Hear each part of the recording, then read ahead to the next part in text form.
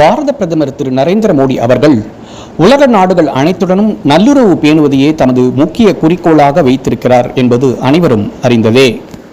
அதற்கேற்ற வகையில் தமது அரசின் வெளியுறவு கொள்கையை வகுத்திருக்கிறார் திரு நரேந்திர மோடி அவர்கள். அந்த வகையில் புதுதில்லியில் பாரத பிரதமர் திரு நரேந்திர மோடி மற்றும் பராகுவே நாட்டின் அதிபர் திரு சாண்டியாகோ பெனா ஆகியோருக்கிடையே ஒரு ஆக்கப்பூர்வமான சந்திப்பு நடைபெற்றது. அமெரிக்க நாடான பராகுவே நமது நாட்டின் மதிப்புமிக்க நட்புறவு நாடாகும். நமது நாட்டுக்கும் பராகுவே நாட்டுக்கும் இடையே கலாச்சார பரிமாற்றம் உட்பட பல்வேறு வகைகளில் நட்புறவு நிலவி வருகிறது. பாரத பிரதமருக்கும் பராகுவே அதிபருக்கும் இடையே நிகழ்ந்த சந்திப்பின் போது நடந்த பேச்சுவார்த்தையில் பல்வேறு விஷயங்கள் குறித்து விவாதிக்கப்பட்டது.